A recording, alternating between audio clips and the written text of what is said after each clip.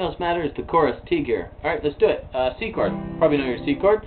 First finger on the first fret of your second string, second finger on the second fret of your fourth string, and your third finger on the third fret of your fifth string. Gives us a C. We're not going to play the sixth string. We'll try to avoid that. You can block it with bringing your thumb over top, or you can just have that third finger kind of touch it. We don't really want to hear that C, right? So, either way. From C, we're going to go to an A chord. This is going to put fingers 1, 2, 3, all on the second fret, strings 4, 3, and 2. Same thing, we don't really want to hear 6, so I need to block it with my thumb. In this case, you pretty much have to block it with your thumb, or just try to avoid it in the right hand, which is a bit tricky to do, so you probably want to block it with your thumb. These are dotted quarter notes, which normally in 4/4 would be worth a beat and a half, but because we're in 6/8, they're worth 3 beats each.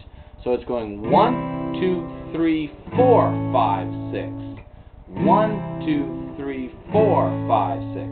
Then we're going to go to D chord. Probably know your D chord. First finger on the second fret of your third string, second finger on the second fret of your first string, third finger on the third fret of your second string. D chord.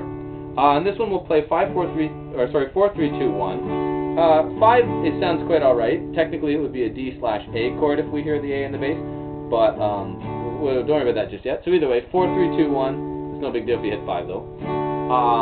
So we're going to go 1, 2, 3, 4, 5, 6, 1. The D is going to hit on 1.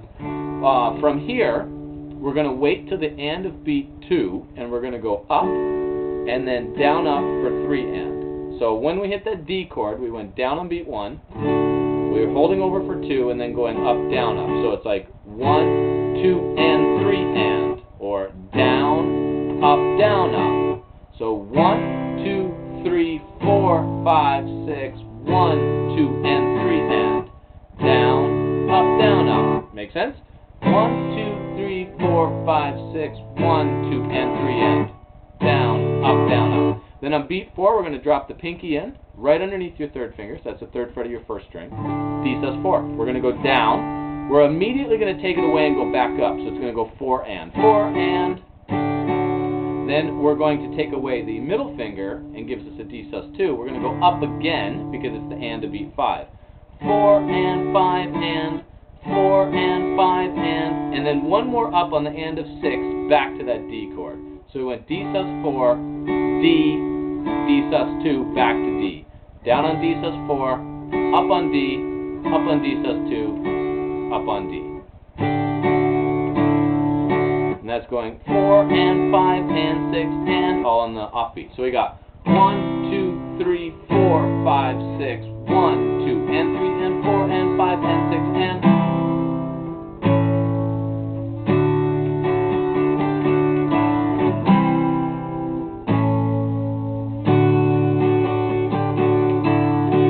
Yeah, down, up. That's probably the trickiest part. And I would really try to concentrate on going down on the beat, up on the off, up on the off, up on the off, on those ands, right? 4 and 5 and 6 and 1, 2, 3, 4, 5, 6, 1, 2 and 3 and 4 and 5 and 6 and.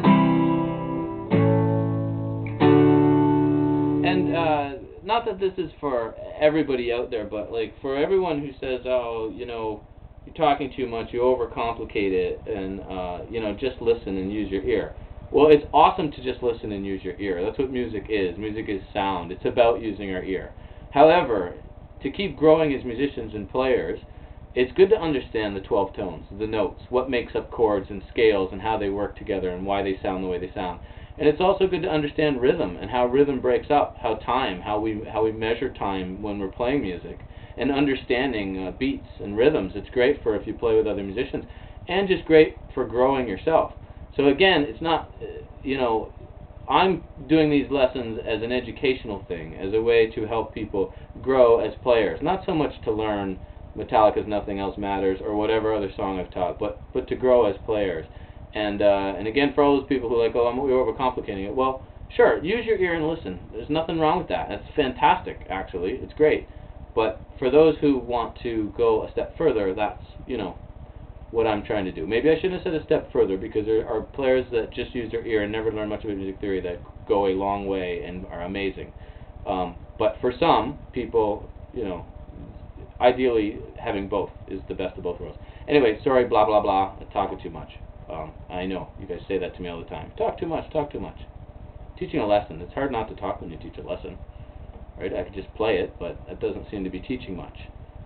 Anyway, here I go continuing to talk. Anyway, thanks for subscribing, as always. And if you haven't subscribed, subscribe if you're digging it. There's lots more on my channel. And TripFuse is the band, tripfuse.com. Just recently got on Twitter, so twitter.com/TripFuse. I can't believe I just plugged Twitter. Tweet! Anyway, have fun.